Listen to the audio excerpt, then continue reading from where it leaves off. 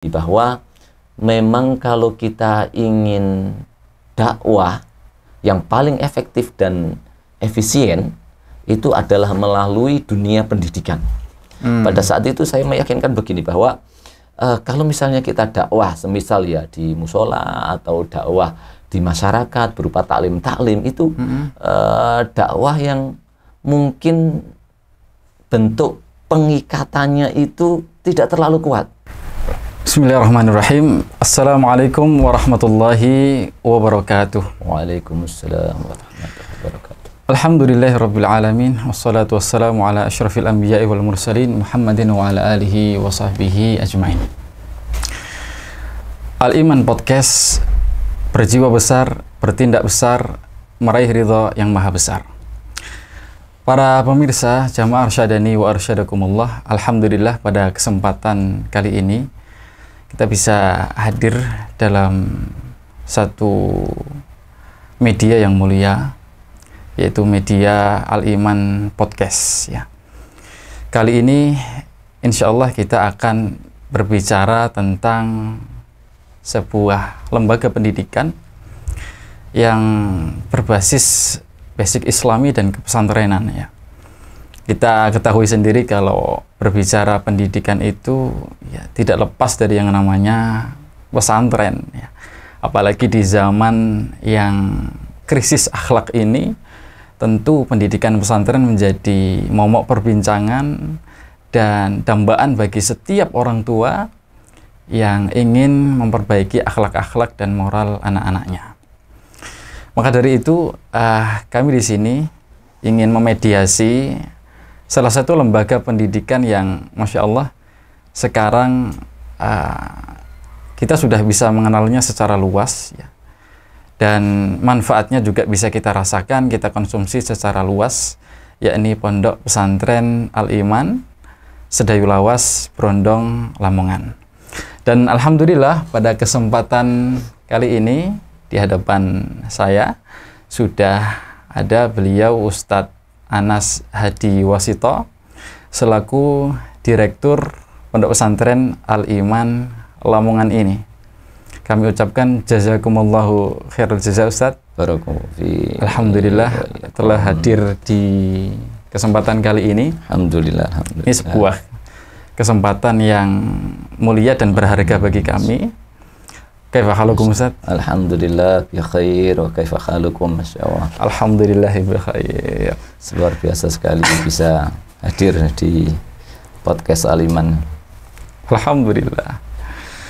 Ya Ustadz, pada kesempatan kali ini kita ingin membicarakan tentang Pondok Pesantren Al-Iman, terutama dari segi sejarahnya Ustadz. Karena jujur Pondok Pesantren Al-Iman yang ada di Lamongan ini ya bukan hanya sejak tahun ini, tapi tahun-tahun sebelumnya itu kita rasakan mengalami perkembangan yang cukup signifikan ya. Bahkan sebelum itu pun selama saya di Jawa Tengah sering mendengar info perkembangan tentang Pesantren Al-Iman ini melalui media-media yang ada, baik itu dari segi perkembangan tahfidnya, kemudian perkembangan dakwahnya, maupun acara-acara yang bermanfaat bagi masyarakat ya. Belum lagi berbicara alumni yang sekarang bisa melanjutkan ke luar negeri, kemudian bahkan menjadi pemegang utama lembaga-lembaga pendidikan di berbagai daerah ya, atau imam-imam di berbagai masjid di Lamongan ini. Nah, untuk itu Ustadz, pada kesempatan kali ini kita ingin tahu tentang sekilas ya sejarah Pondok Pesantren Al-Iman ini ya.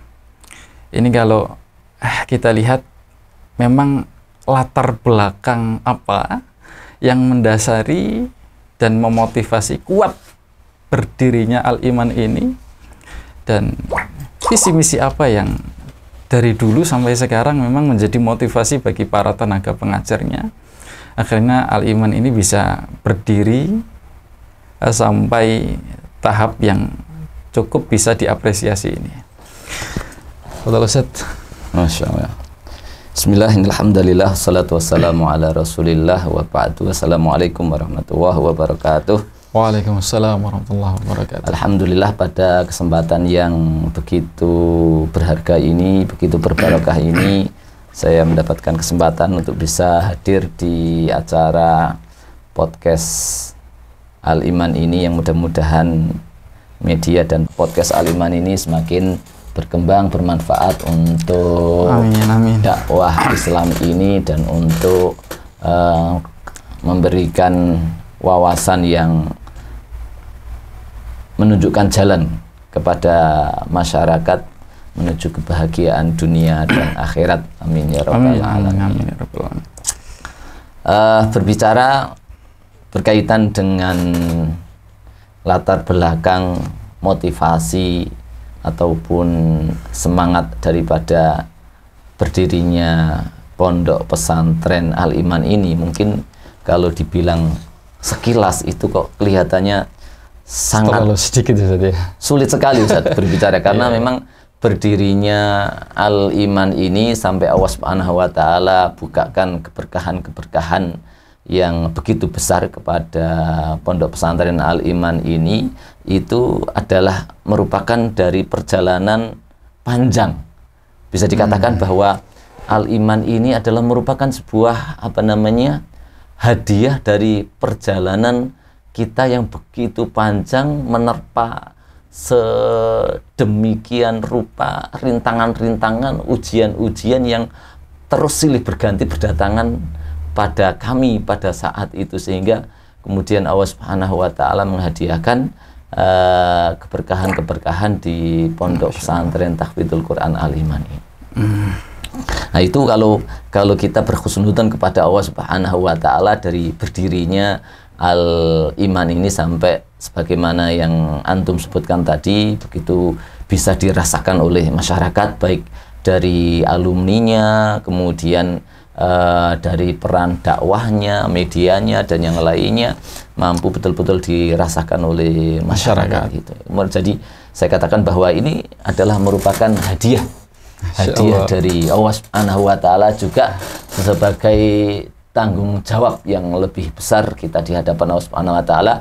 Kita diberikan amanah lebih besar oleh Allah Subhanahu wa taala, dan kita yakin bahwa semakin besar amanah yang diberikan kepada kita itu, ya, bahwa Allah Subhanahu wa taala juga akan memberikan kemampuan yang lebih bagi kita, karena prinsip kita adalah memang la yukallifu Allahu nafsan illa wus'aha. Manakala sebesar apapun yang dikasihkan Allah Subhanahu wa taala kepada kita berupa tugas-tugas yang ada itu, kita yakin bahwa di saat itu Allah pasti akan memampukan kita untuk mengembangkannya. Masya Allah. Dan kalau kembali dari pertanyaan tadi kepada pertanyaan awal tadi, bagaimana awal daripada berdirinya pondok pesantren Al-Iman ini, itu dari perjalanan panjang sebenarnya. Rentetan awal ya yang tidak bisa dipisahkan adalah dari perjalanan semenjak saya lulus, kemudian lulus dari salah satu pondok pesantren di Jawa Tengah, kemudian saya melanjutkan kuliah di di Libya, Jakarta. Di sana saya menemukan sebuah kitab yang berjudul Menjadi Kepala Sekolah yang Profesional. Nah, nggak tahu pada saat itu kok jiwa saya kok tiba-tiba tertarik untuk membeli kitab tersebut. Padahal pikiran saya itu untuk menjadi sebuah kepala sekolah, apalagi kitab itu adalah berbicara tentang sekolah umum, bukan pondok pesantren. Tapi Allah menggerakkan saya itu untuk membeli kitab itu dan membaca. Kayaknya perlu deh dibaca. Nah, kemudian qadarullah saya beli kitab itu, saya baca kitab itu. Akhirnya muncul sebuah sebuah ide untuk menggabungkan sebuah kurikulum yang ada di pondok pesantren, karena memang latar belakang saya itu adalah pesantren, dan kitab itu adalah pendidikan secara umum. Iya, pelajaran-pelajaran atau sekolah-sekolah umum yang di program oleh pemerintahan kita untuk sekolah-sekolah pada saat itu, apa namanya program itu ya. Yang jelas kitab itu adalah untuk memberikan pengetahuan yang bagus buat para kepala sekolah di sekolah-sekolah yang ada di Indonesia ini. Tapi sebelum itu, Ustaz, sebelum itu ketika pas ya menemui kitab itu, apakah sudah ada sebelumnya itu memang keinginan kuat atau motivasi kuat sebelumnya untuk mencari kitab-kitab yang fungsinya sama dengan kitab itu? Kalau keinginan secara spesifik untuk mendirikan sekolah itu belum ada. Cuman keinginan bahwa saya ini diamanai oleh Allah Subhanahu wa Ta'ala sebuah ilmu, yang ilmu itu konsekuensinya adalah untuk diamalkan dan didakwahkan. Semangat dakwah inilah yang kemudian membawa. Jadi, untuk barangkali dengan semangat itu Allah gerakkan gitu. Ada wawasan baru untuk bahwa dakwah ini bisa lebih dirasakan oleh masyarakat yang lebih luas. Sehingga saya tertarik untuk membeli kitab tersebut.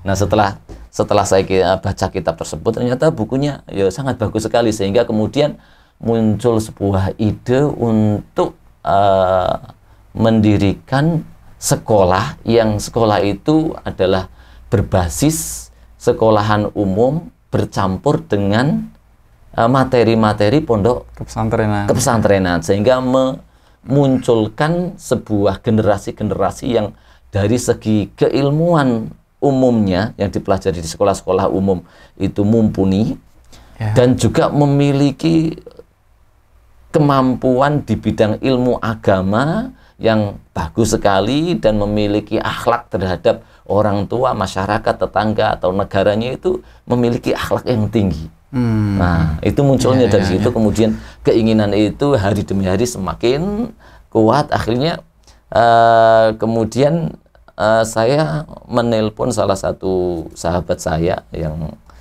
namanya Ustaz Khairul Huda gitu ya, yang beliau waktu itu sedang mengajar di salah satu pondok pesantren.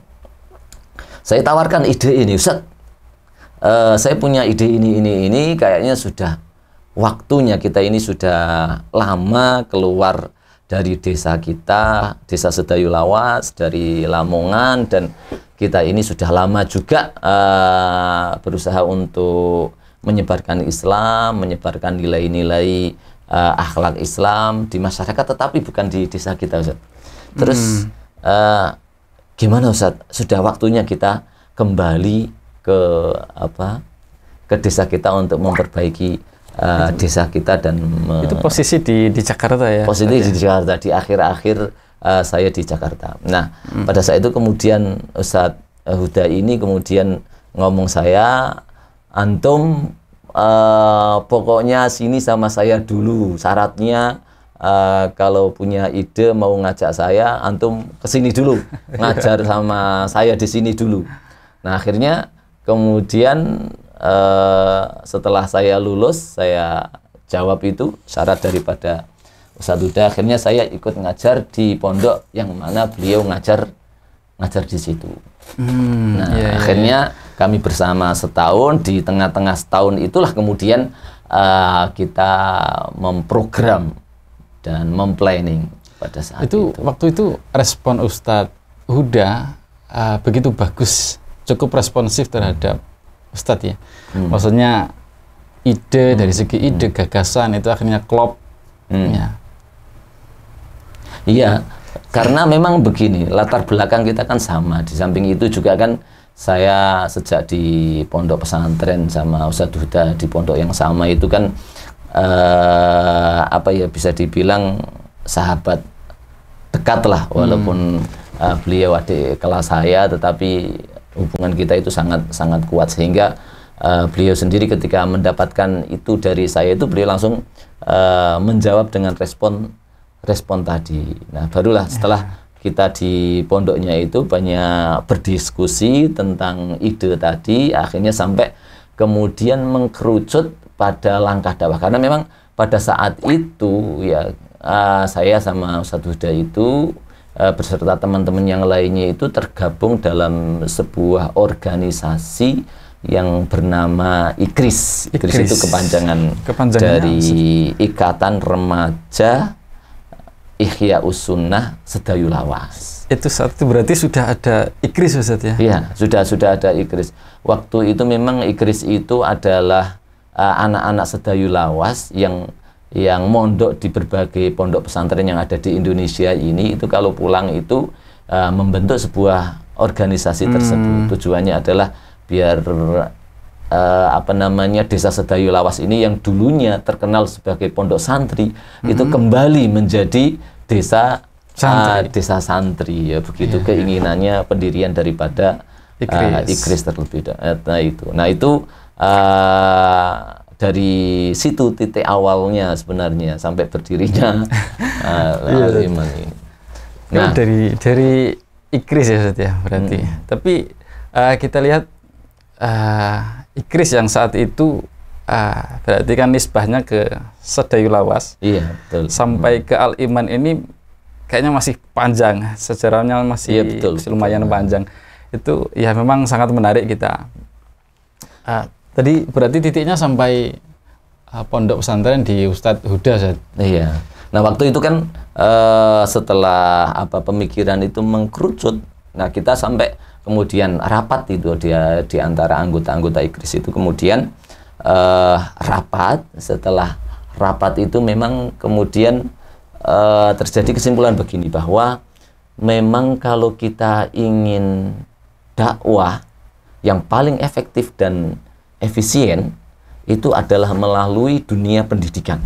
Pada saat itu saya meyakinkan begini, bahwa kalau misalnya kita dakwah semisal ya di musola atau dakwah di masyarakat berupa taklim itu dakwah yang mungkin bentuk pengikatannya itu tidak terlalu kuat.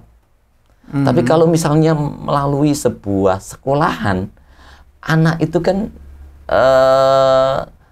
gak usah pakai undangan, gak usah pakai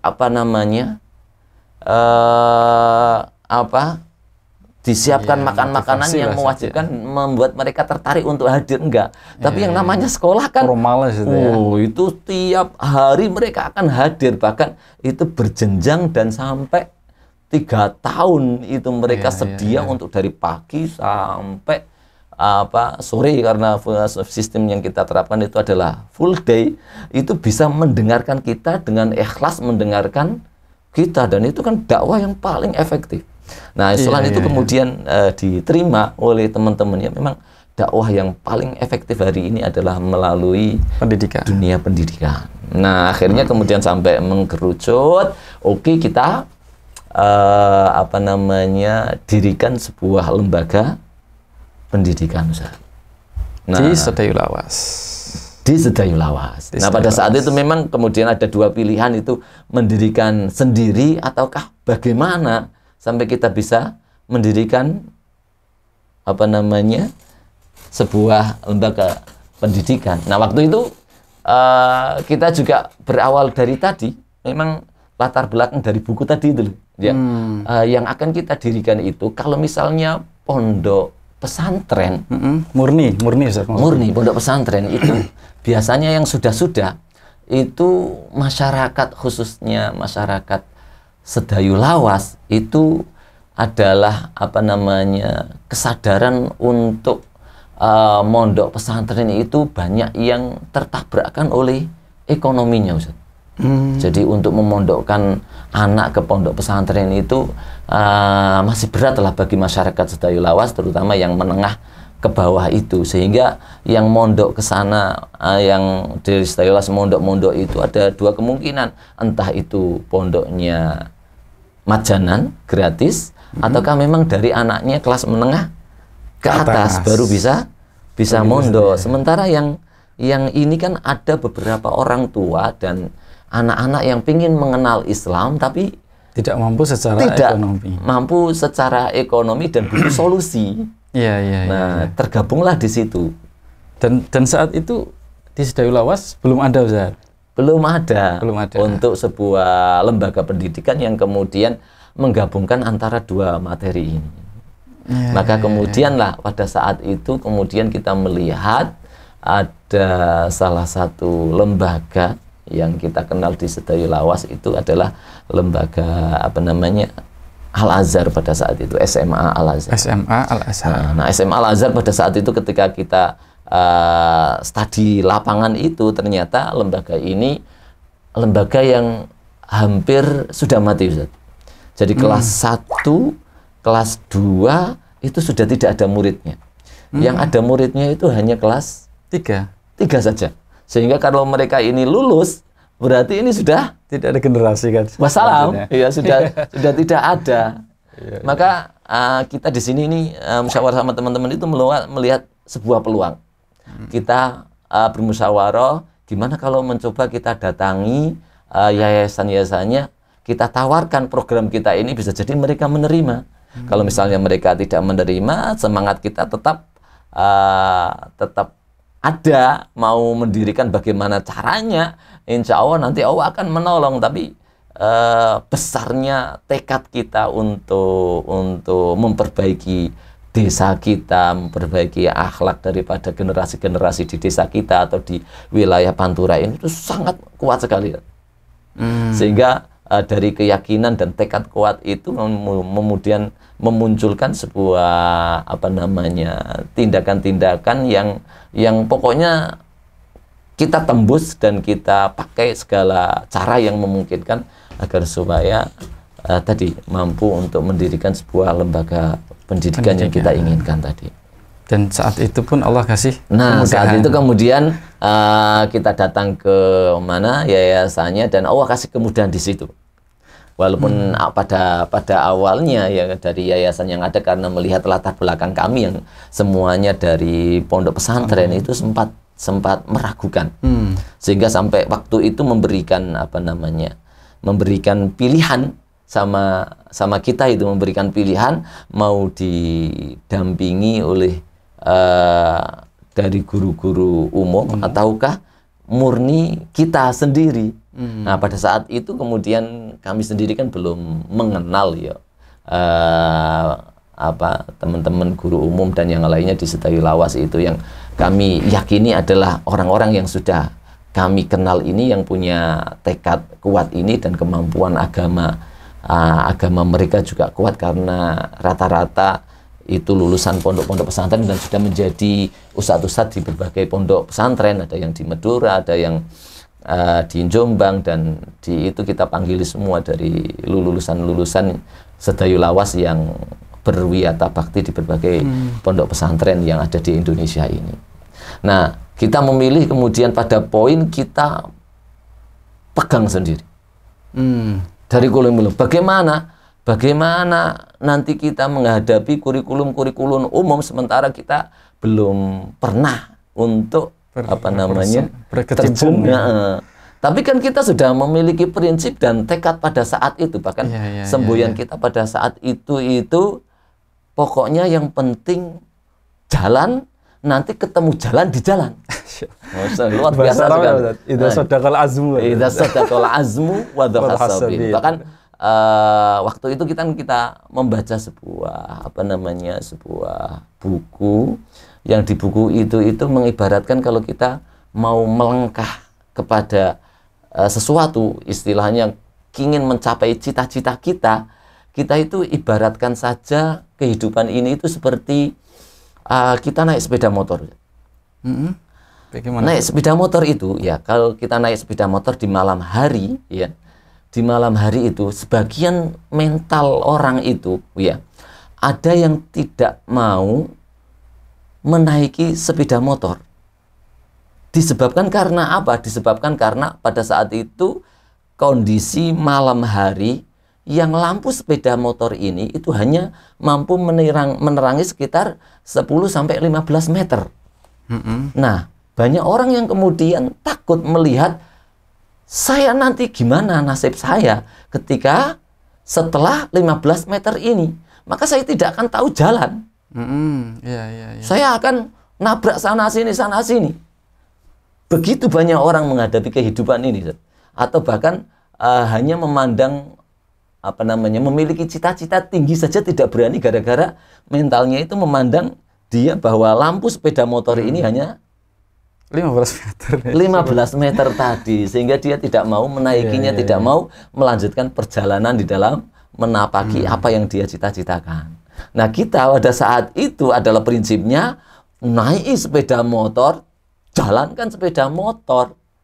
Kalau sepeda motor ini sudah berjalan, Ustaz, maka berkilo-kilo akan diterangi oleh lampu sepeda motor. Nah, itulah kita menerjemahkan yang antum bilang tadi, idza sadaqal azmu wa hasabil, yang kemudian kita terjemahkan pokoknya jalan nanti ketemu jalan di jalan. Pokoknya jalan nanti ketemu jalan di jalan. Nanti ketemu cara, ketemu jalan keluar di tengah jalan. Masya Allah. Akhirnya dengan prinsip dan tekad yang sangat kuat tadi itu, kita bismillah kemudian mendirikan Semaid Al-Azhar ini.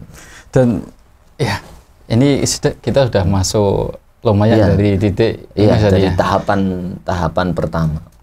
Tapi sebelum itu, Ustaz, berarti ketika tekad ini sudah ada, kemudian sudah memulai untuk melangkah ke Sedayu, respon daripada yayasan itu kan berarti Yayasan Al-Azhar, berarti kan Ustadz dan kawan-kawan Ustadz ini yang kemudian mengawali dulu. Respon daripada Yayasan Al-Azhar itu memang benar-benar welcome gitu, Ustadz ya. Dikasih benar-benar Allah kemudahan. Iya, betul-betul pada yayasan pada saat itu welcome, karena memang begini. Tawarannya secara hitungan matematika, yayasan itu kan sebagai yayasan kan berlaku begini. Kalau misalnya tidak saya serahkan, ya Al-Azhar juga akan mati. Karena memang yang ada adalah kelas 3 toh. Sementara kelas 1 dan kelas 2 tidak ada. Nah, kalau misalnya saya serahkan, bisa jadi anak-anak muda yang semangat ini itu bisa kemudian mencari murid baru, kemudian menghidupkan sekolahan yang di bawah naungan yayasan ini, kan masih ada kemungkinan itu hidup kembali dan maju. Sehingga mau tidak mau yayasan ini kemudian begitu membuka jalan untuk kita dan mempercayai kita untuk memegang yayasan tersebut. Dan memang Masya Allah, kalau nggak bisa dibayangkan, Ustaz, kita terjun awal di Semaid Al-Azhar itu berupa satu bangunan kelas tok yang kaca-kacanya sudah pada pecah semua. Wah, pokoknya nggak membayangkan itu bisa maju, itu bisa itu, nggak membayangkan sama sekali. Sekolahan itu kelasnya ya dibuat masjid, kita paruh menjadi kantin, kemudian itu dipakai kelas, dipakai kegiatan macam-macam. Masya Allah. Tapi dengan kondisi tersebut ya tidak menjadikan. Saya nggak tahu. Saya bersama teman-teman itu, entah karena saking lugunya kami atau saking mudanya kami, sehingga tanpa pertimbangan dan semangatnya kami itu, sehingga pikiran-pikiran yang menjadikan kita itu tidak mungkin bisa, itu nggak ada. Apalagi kita semua itu pada saat itu senang membaca buku-buku yang bersifat motivasi itu. Kalau kita baca buku-buku motivasi itu kan akhirnya kita hanya terbakar saja, melopok. Luar biasa sekali. Tapi pada saat itu yang terjadi sama kita, sehingga kondisi yang mungkin kalau pada saat ini ya kita pertimbangkan sebagai orang tua, kemudian diserai begitu dengan kondisi seperti itu, mungkin akan angkat tangan. Berpikir 100.000 kali bahkan gitu.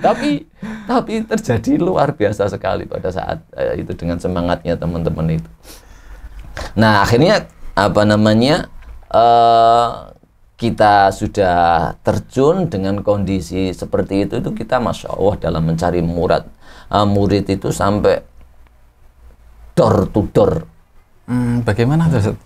Yuk kita datang ke rumahnya satu persatu, kita yakinkan sampai kita melihat apa ya Allah Subhanahu wa taala mudahkan itu, ternyata hampir kita dapat murid itu 30-an. Sampai ada yang dari Benges itu yang sebulan atau 2 bulan lagi mau menikah itu, sampai karena kita pengaruh itu mau sekolah lagi dan tidak jadi menikah. Yo, akhirnya jadi menikah 2 bulan kemudian keluar. Tapi ketika melihat ulasan kita, kemudian program-program yang akan kita jalankan di Semait Al-Azhar itu sampai tertarik untuk masuk Al-Azhar itu. Masya Allah. Nah, akhirnya terkumpul murid sekitar awal daftar itu sekitar 30-an, dan itu kita anggap murid yang sangat banyak, Ustaz. Karena memang pertama dengan kondisi sekolahan bangunan Al-Azhar yang seperti itu, bahkan terlihat hutan dan apalagi di situ terkenal banyak dedemitnya dan yang lainnya di masyarakat Sedayu. Kalau 30 Ustaz itu saya rasa cukup banyak dilihat daripada sebelumnya nggak ada. Iya, kemudian betul, menjadi iya. ada 30. Nah, itulah yang menjadikan hal yang luar biasa ini. Apakah ini merupakan cikal bakal dipersiapkan Allah Subhanahu wa taala untuk berdirinya Al-Iman yang diamanahi sebesar ini. Nah, tapi kemudian dari awal itu sudah Allah Subhanahu wa taala tampakkan. Masya Allah. Nah, itu Masya Allah, perjuangan itu luar biasa sekali, teman-teman itu, karena memang kondisinya seperti itu, tidak ada apa-apa, plus kita hanya modal punya ilmu agama dan semangat, Ustaz. Yang kita terjuni itu kemudian kan sekolahan umum, nama itu langsung kita ubah menjadi Semait. Sebelumnya SMA itu sebelumnya SMA biasa. SMA Nah, biasa. kita ubah menjadi Semait, yaitu Islam terpadu itu. Dan waktu itu memang hanya kita rubah di Sedayu Lawas saja, nggak kita ajukan kepada Diknas. Nah, harusnya kan secara resmi kan kita ajukan ke Diknas dulu, nama itu, kemudian disetujui baru nama Semait. Nah, karena ketidaktahuan kita, kemudian kita itu dari pondok pesantren yang tidak terbiasa mengurus manajemen kurikulum, dan itu kita nggak ada satupun yang punya pengalaman pernah jadi kepala sekolah. Akhirnya ya kalau dibilang orang itu awur-awuran, bahkan ada yang komentar dari masyarakat itu mungkin komentar, tunggu saulan rongulan mesti mari kayak buyar. Gitu, habis ini mesti buyar, katanya begitu. Tapi kita berhasil membuktikan, bahkan sampai setahun itu kita ndak laporan ke Diknas itu, bahkan dikira Al-Azhar ini sudah tutup gitu. Karena nggak ada laporan dan kita nggak tahu cara laporannya. Itu berarti yang digunakan waktu itu adalah konsep dan kurikulum dari gagasan Ustadz dan kawan-kawan. Iya, betul. Dengan basic agama pesantren diimbangi dengan pendidikan umum ya. Gitu. Dan juga menariknya itu diantaranya adalah memang kita itu kan di pondok terbiasa berbahasa Arab dan berbahasa Inggris ya. Nah, itu menjadi daya tarik sendiri karena murid kita yang pertama itu kita didik bisa bisa kedua bahasa ini, dan rata-rata sekolahan di sekitar kita itu belum ada yang menerapkan kemudian sekolahan di sekolah itu daily activity-nya itu memakai bahasa Inggris, bahasa Arab itu enggak ada. Walaupun pengajarannya ya mesti ada, tetapi yang praktek kayak di pondok tapi sekolahan umum itu enggak ada, dan mungkin belum ada kemampuan lah sampai sana ya. Tapi kita bisa membuktikannya. Walaupun pada saat itu tadi ya, berangkat dari cita-cita berjalan, ketemu jalan di jalan. Guru bahasa Inggrisnya pun waktu itu kan Ustadz Sohib ya. Ustadz Sohib itu ketika mau mendirikan itu beliau nggak bisa bahasa Inggris sama sekali. Ustadz Sohib. Ustadz Sohib. Akhirnya saya tarik, kemudian kita suruh untuk belajar bahasa Inggris di Pare pada saat itu selama 6 bulan. Sampai dikader seperti itu. Sampai dikader seperti itu. Akhirnya beliau kemudian ngajar bahasa Inggris dan alhamdulillah enak mempraktekkan ilmu bahasa Inggris. Dia dapat di apa namanya di Pare itu, kemudian dipraktekkan di Al Azhar, walaupun sambil beliau menyempurnakan bahasa Inggrisnya ada di Tuban yang S1-nya itu. Tapi subhanallah, kemampuan anak-anak ini luar biasa sekali dalam berbahasa. Nah, disitulah yang kemudian ya masyarakat itu memandang ada sesuatu yang berbeda di Semaid Al Azhar ini. Di samping mereka melihat penampakan-penampakan bagi apa namanya siswi-siswi di Semaid Al Azhar ini, kerudungnya kok berbeda, pakaiannya kok sopan-sopan, kerudungnya kok lebih besar, menutup auratnya, cara bicaranya, akhlaknya. Ini masyarakat Sedayu Lawas luar biasa sekali respon mereka. Iya. Karena itu ya berarti. Karena basicnya pendidikan formal, tapi menyajikan apa ya namanya? Dan menyajikan ilmu-ilmu agama dan kemudian proses pendidikannya full day. Sehingga dari jam 7 sampai asar itu hampir pelajarannya sempetetet, anak itu luar biasa sekali. Bagi kami kok jangankan begini, kami sudah punya pengalaman yang dulunya seberat itu, kemudian bisa ini, apalagi ini sudah ada murid, sudah ada bangunan, walaupun bangunannya itu ya kalau orang melihat ya bisa diketawakan, ya sudah mungkin lah dibuat pondok pesantren dan yang lainnya. Tapi bagi kami itu